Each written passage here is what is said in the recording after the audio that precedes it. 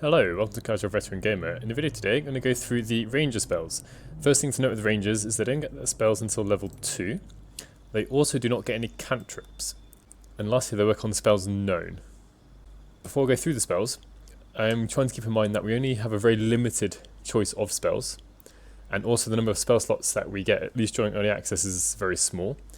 So we're only going to have 3 level 1 spell slots by the end of early access.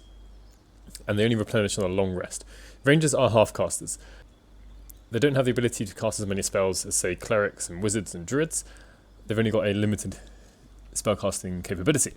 And before I start going through all these spells, quite a few of these spells I've already done when I covered the druid, so I'm not going to spend a long time on the spells that I've already covered doing the druid. If you want to have a more in-depth look at them, go look at the druid video that I've done for the level 1 druid spells.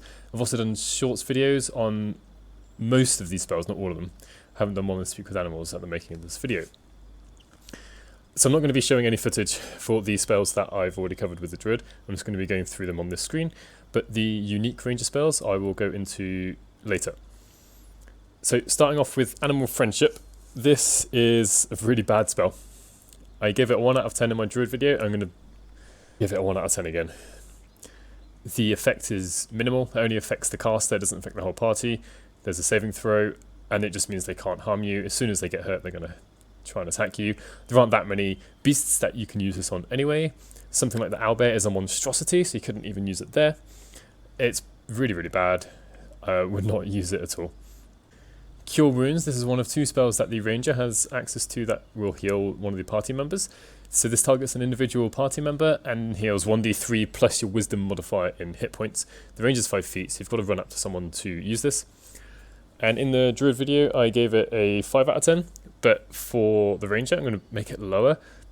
And this is for 2 reasons. One I've already mentioned is that we have a limited number of spell slots and spells known. And also, most characters can heal themselves using their bonus action by taking a potion or food. Outside of combat, you should be resting. But if you want your ranger to be healing, there's not much choice. It's either this or Goodberry. Ensnaring Strike, I'll go over later. Fog Cloud up next. This is a good spell because you can create an area where your characters can be hidden and hide inside. And if all of your party is hidden, sometimes the AI doesn't come and look for you. Sometimes it does. Sometimes it might throw things into the cloud. But it's really good for controlling the battlefield. And rangers don't get many spells that can control the battlefield. This is actually the only one. So this is a decent choice for a ranger. In fact, this is a decent choice for any spellcaster. Next up is Goodberry. This is the second spell that can help heal other party members. And it creates 4 berries. Each of them heals 1d4 hit points. You can consume one of them during combat using a bonus action. This is essentially creating some food. Now for a druid, I gave it a 5 out of 10. But for rangers, I think it's going to be lower. It's going to be 4 out of 10. And linked to the fact that we don't get many spell slots or spells known. And in Baldur's Gate 3, you can basically eat some food. There's plentiful food, loads and loads of food around that you can take, and good berries aren't really any better than most food. You can eat a pig's head, rack of ribs, dwarven legs, loads of alternatives to eat rather than good berries. Head of Thorns I'll go into later. Hunter's Mark I'll go into later. Then we come to Jump. This is a good spell. This allows one character to triple its jumping distance. You'd want to give this to a character that you really want to be moving around the battlefield. So I find it mostly useful giving it to melee characters, in case on the battlefield the enemies are split up, your melee characters can jump around. But it's good on any character, because you can get your wizards or ranged people, getting them to high places, getting them out of danger. So I'm going to give it a 7 out of 10. The main downside to this is it will probably only last for 1 battle. But on the plus side, it doesn't require concentration. So it's a good buff. Take it, use it. Here we have Longstrider, touch a creature to increase its speed by 10 feet, range is 5 feet, lasts until next long rest, doesn't require concentration. This is really good. The only downside, again with all of these spells, we've got to consider that we've only got very few spell slots to use before we run out of spell slots, and we don't have very many spells known. So you're going to have to compare this to other spells, and this is the only reason I'm going to give it an 8 out of 10. If the ranger had more spell slots, I'd probably make it higher. Because this is one of the spells that doesn't require the wisdom modifier. Wisdom is your casting ability. This is a really good buff. Take it, use it, you won't regret it. Last of the spells that overlaps with druids is Speak with Animals. So inflict Speak with Animals, lasts into your next long rest, but you need concentration. That's the main downside to this spell, is that it requires concentration. So say you cast it at the start of the day, you're going to get into combat and there are a couple of other spells that you really want to be using concentration for, and then you'll lose it. I found that you don't need this spell. This is very much kind of a flavorful choice, so I can see why people would want to take this. There are some interesting conversations to be had. A few things can be made a bit easier. You find out a bit more about the world with Speak with Animals, but it's really not essential. And again, we've got to compare it to other spells, and we will never know many spells. I'm going to give this a 5 out of 10 for Ranger, slightly higher than I did for the Druid, because Druids could speak to animals when they're wild shaped, whereas here Rangers can't do it any other way. So Speak with Animals can be useful, kind of up to you in a way. I mean, everything's up to you, but I could understand why people would take it or wouldn't take it.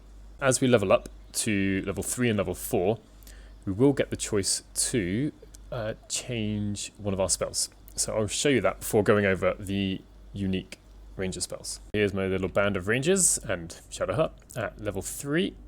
Let's just pick one of them. I'm not going to go over the other choices at level 3. I've already done that in another video. I'm just going to come and look at the spells here. So at level 3 we get to choose one more spell. Let's pick Head of Thorns. And what I was trying to also show you here is we get a replacement spell. So you can choose one spell you want to forget. Let's say Ensnaring Strike. And then pick a spell you want to learn. Let's say Fog Cloud. So now this character knows Head of Thorns, which is new for level 3, and then swapped out one old spell for a new spell. And you'll do this every time you level up. Now we only level up one more time to level 4 in early access, but past early access you will be able to switch out level 1 spells for level 2, for example. But do make sure you leave some level 1 spells, because otherwise you won't be able to use your level 1 spell slots. I'll quickly show you level 4, but it's not going to be much different to level 3. So I've got the same group of rangers. Last time I used, I think it was this character. So at level 4, alright, we get to, if we want to, pick a new feat. But interestingly, and I think slightly incorrectly, we don't get to change one of our spells here. Even if we wouldn't normally learn a new spell, I think according to 5th edition rules, we should really be able to swap out one of the spells that we already know for a new one of the same level. So in early access, once you get to level 3, you are stuck with the spell choices that you make. So you've only got 2 levels to sort out what spells you want. So next up will be the unique ranger spells. The first of the unique ranger spells I'm going to show you is going to be Ensnaring Strike. So it takes an action to cast, uses up a spell slot, and requires concentration. Your attack summons thorny vines, dealing 1d8 plus 4 piercing damage. That 1d8 plus 4 is from the normal weapon attack. As you can see down here, and you should probably know, there are 2 options for Ensnaring Strike. We can either use melee or ranged attack. So ranged is 1d10 plus 3 because I'm using a heavy crossbow. And Ensnaring Strike is 1d8 plus 4 because I've got a rapier plus 1. So this has nothing to do with your wisdom modifier. But there is an attack, or well, there is a saving throw of strength, which will be based upon your wisdom modifier. The strength saving throw is to resist the effect of the thorny vines. If they fail their strength saving throw, the creature will become ensnared, so they cannot move, take 1d6 piercing damage at the start of their turn, and it says an ally can use a help action to try and tear away the vines. I find that AI never really does that. Also, what it doesn't say here is that you have advantage against the creature and they have disadvantage on their attack rolls. So let's try it out. I'm going to use the melee version because I've got a higher chance to hit because it's plus 4 instead of plus 3. I've got backstab. Let's have a look.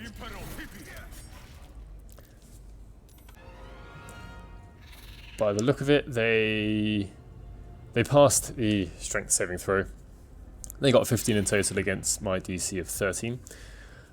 And this is one of the major downsides of the spell. So I've just used the level 1 spell slot to make an attack. This really lets the spell down, because if there was some effect, even if they failed their saving throw, this would make it worth it. Secondly, this requires concentration, and I'll get to Hunter's Mark later, but this is a very important spell that requires concentration, and by casting Ensnaring Strike, you will lose concentration on Hunter's Mark. You can't have both going at once. If they do get ensnared, the debuff is actually quite good, but they make a saving throw at the start of each of their turns. Right, I'm going to try it again, although it's probably going to kill them. So what I'm going to do is try it on Warrior Bez to make sure I don't take any damage. Just going to jump first. So try again. Get around the back, try and get the backstab bonus. There we are. So unfortunately, well, I say unfortunately, but if we have a look at the damage here, I did do a critical hit. So the amount of damage I did was 2d8 plus 4, and that was enough to kill Warrior Bears outright. But that was nothing to do with the spell. That was just for me making an attack. I am going to find another enemy and use Ensnaring Strike on them in a second. So this is the last spell slot for this ranger. I'm going to use Ensnaring Strike range this time, just to show you. And I've gone up high to make sure I have advantage on the attack. And this is something you need to try and make sure you do as well if you're going to use Ensnaring Strike. Increase your chance to hit the enemy, because otherwise you can use this level 1 spell slot and miss, and that spell slot is gone. So let's try it here. So they again passed their strength saving throw, which is one of the main downsides, right? The strength saving throw, most enemies will have a decent enough strength anyway, and the creatures you might want to really stop in their tracks are probably going to have a high strength. I'll try one more time to show you what Ensnared actually does. If not, I'll use it on one of my own party members. So here we go, one last time before I start attacking my own party members. I can get through there. 91% chance to hit.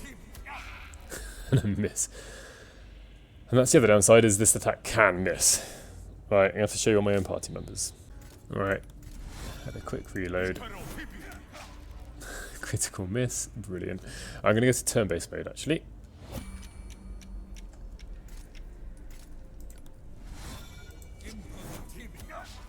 Oh dear. So let's try again. Saving throw has passed.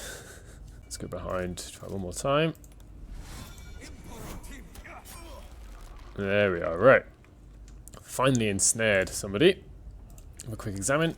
Ensnared, so cannot move, takes 1d6 piercing damage per turn. Attack rolls against a creature have advantage, while a creature's attack rolls and dexterity throws have disadvantage. Which is nice if you've got other spells that require a dexterity saving throw. I'm not going to do anything, but I'm just going to skip the turn. Things there. And because I've got the condition ensnared, took 5 more damage. It didn't show the dexterity saving throw, sorry, strength saving throw that this character would actually have taken, because every turn they do get the chance to come out of it. It's another 2 damage done. She's just going to eat some food so she doesn't die. Let's continue showing you this.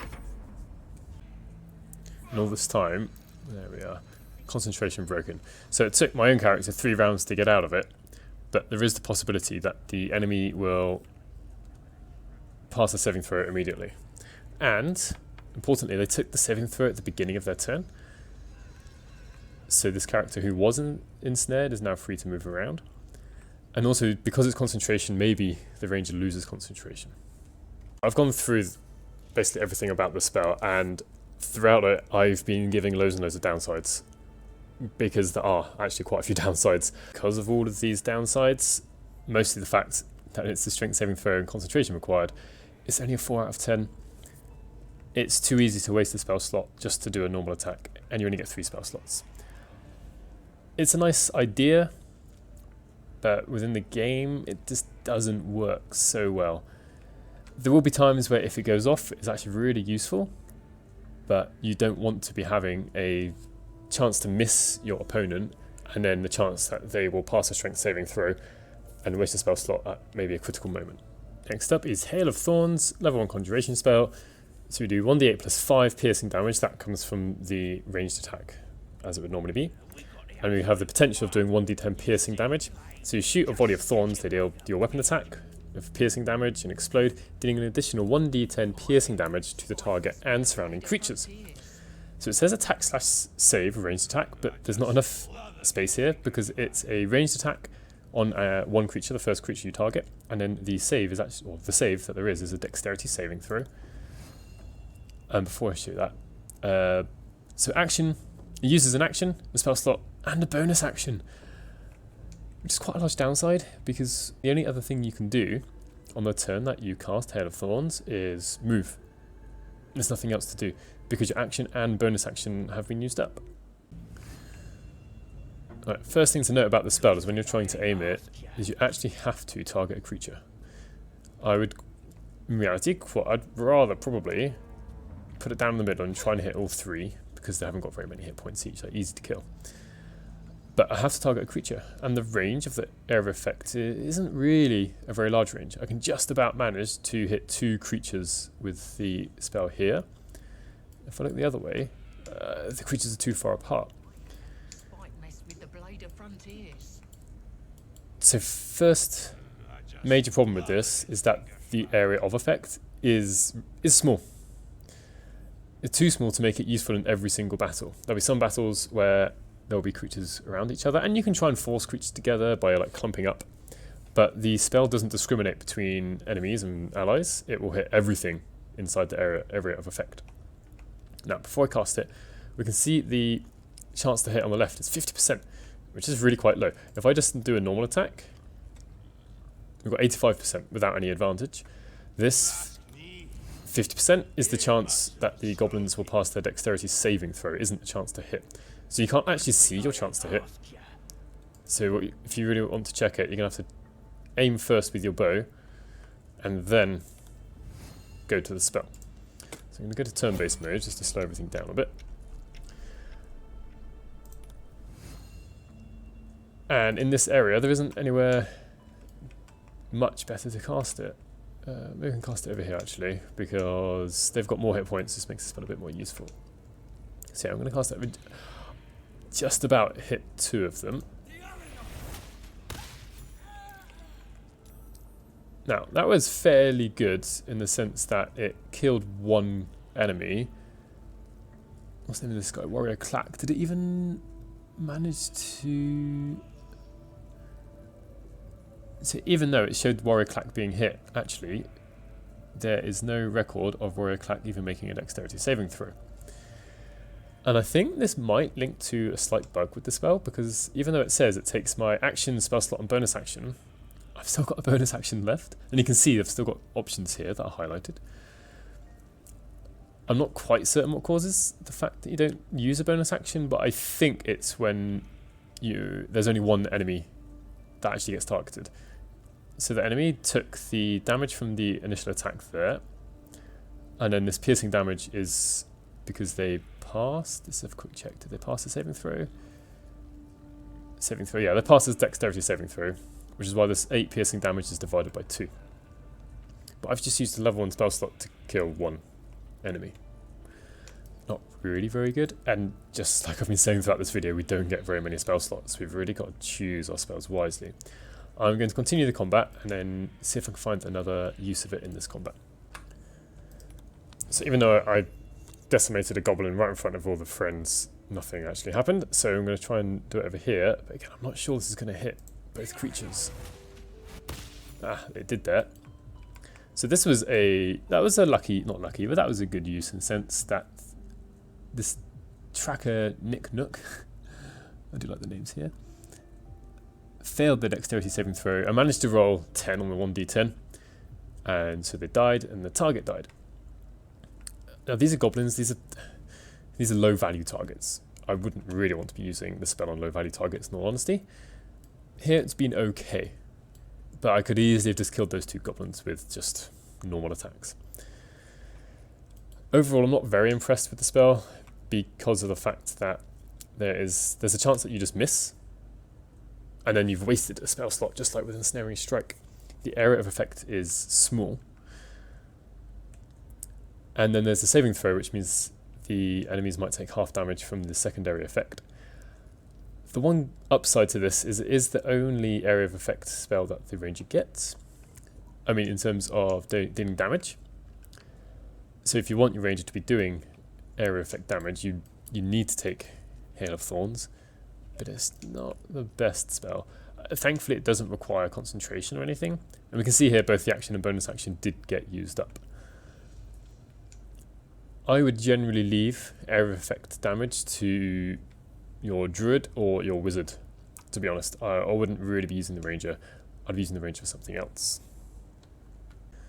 And lastly, I just want to show you that it will affect allies as well. So thankfully, at least the bear passed a strength saving throw, but the boar didn't. You know, I've hurt some of my allies. So you can't use this when the enemies are close to your allies, unless you're confident or happy to be dealing a bit of damage to your party. I've realised after recording the videos that I forgot to give a rating for Hail of Thorns, so you can have some dancing goblins in the background. I'm going to give this a 4 out of 10. It's not really very good. There aren't very many instances where you're going to hit more than 2, maximum 3 enemies, and you've got the chance to hit your own characters. The extra damage isn't really that great. You're using a spell slot and your bonus action and action, but on the upside, it's the only damaging area effect spell that the ranger can get. Lastly, and definitely not the least, we come to Hunter's Mark. Mark a creature as your quarry to deal an additional 1d6 piercing damage whenever you hit it with a weapon attack. Concentration required, range 60 feet. If the target dies before the spell ends, you can use a bonus action to mark a new creature. This takes a bonus action to cast. So the idea behind this is we pick a creature that we want to kill faster than all the rest, basically to focus on. I'm going to pick this dude. Now we can see this creature has got Hunter's Quarry Mark. Let's have a quick look at that. Suffers an additional 1d6. Spellcaster also gains advantage on all perception and survival checks against this creature. So, what I can do, attacking from shadows, 94% chance to hit. Missed. That's okay, it's okay, I'll be able to attack next turn. And then I'll show you what it does. In fact, before next turn, what I can do, I've got 3 rangers in this little party. You can target the same creature. You can have more than one ranger focusing on the same, Hunter's Mark the same target. And let's get another one going. Now, before we even get to the rating, some of you may have noticed I've got Hunter's Mark on every single ranger. Right, end of your turn, they're all surprised, which is nice for us. It's going to go through quite a few turns. Here we are. So, one problem I've got right now is if you've got more than one ranger, you've got to remember who's put Hunter's Mark on who, because there's no way to really tell. I'm fairly short on this guy. 96% chance. Come on. There we are. Right.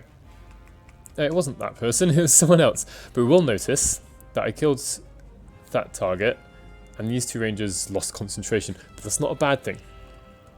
And I'll show you why on their turn. Let's make sure this guy's hidden.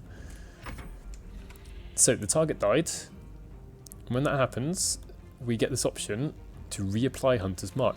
Now, really importantly, very different to the tabletop version, is between targets, we're not actually concentrating on the spell.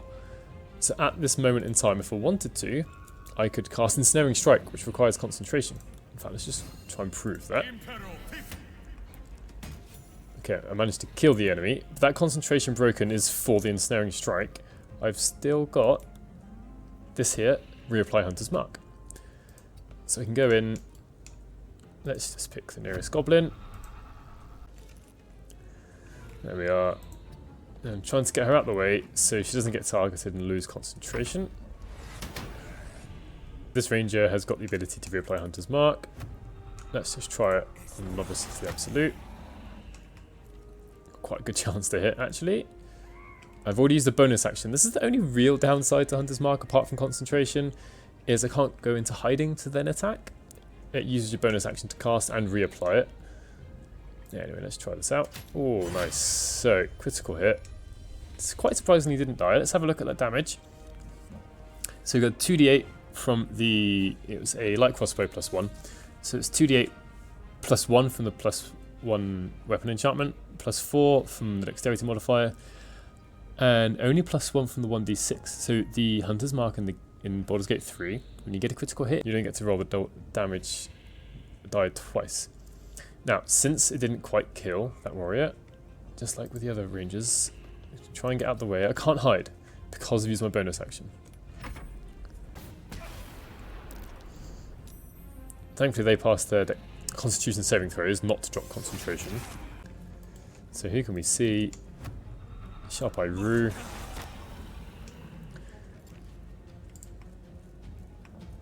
So this might not work out so well. I've only got a 49% chance to hit. And I missed. Now that's nothing to do with Hunter's Mark, that's just with me missing. You can tell if one of your rangers is still concentrating because there'll be the Hunter's Mark symbol in a big circle. Let's try and attack. Ooh, nearly. 11 piercing damage, so it's 4 from 1d10, you know. Without Hunter's Mark, that would only have dealt 7 damage, which isn't very good. But what Hunter's Mark is great at doing is boosting your damage every single turn. This is the ranger's equivalent of Hex from the Warlock, just with the only difference being that you don't get to give disadvantage on ability checks. But this is, honestly, if you're going to take a ranger, you want to be dealing damage, Hunter's Mark should be one of your spells. So we don't get to know very many spells, even by level 4, we've only got 3 spells. Hunter's Mark should be one of them. Hunter's Mark is a 10 out of 10 level 1 spell for a ranger. It should definitely take up one of your 3 spell slots. Otherwise, you're just not using your ranger as effectively as you could. You're kind of giving yourself a disadvantage in your battles. Alright, back at this screen just to have one last look at the spells and what I recommend that you take. I've just talked about it. Take Hunter's Mark. That should be one of your 3. Then I would take maybe either Jump or Longstrider. I know some people would advocate for both, which is fine. But then you've got no other spells that deal damage. But the other spells for combat I haven't actually rated very highly apart from Fog Cloud. So Hail of Thorns and Ensnaring Strike. Maybe I'll take Hail of Thorns. If I'm having more than one range in my party, I'd probably definitely give one of them Hail of Thorns, just for that opportunity when there is a chance to use the area of effect. I probably wouldn't take Ensnaring Strike because the concentration requirement when I'm going to be using Hunter's Mark all the time. If you want your ranger to be healing, you don't have much of a choice. Either Goodberry or Cure Wounds. Again, up to you. There's slight pluses to both, but neither of them are actually very good. If you want a flavorful druid, maybe take Animal Friendship. It's completely pointless. Speak with Animals could be a good one for outside of combat, especially because it won't interfere with Hunter's Mark in between combats. So it's a good one for utility. But overall, I'm not actually very impressed with the spells for the ranger.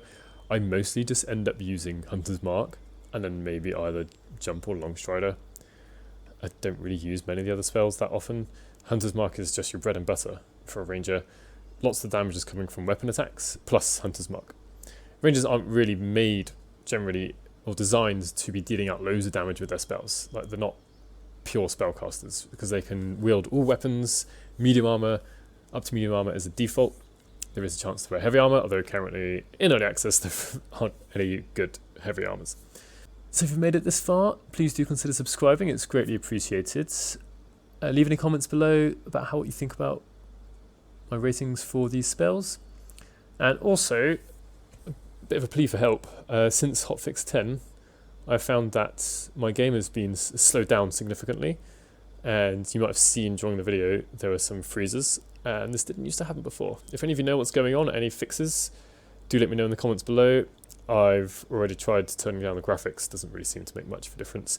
I have noticed that when I've loaded games later into the game, then there's a lot more stuttering, and also when there are more enemies. Anyway, thanks for watching, and I'll see you in the next one.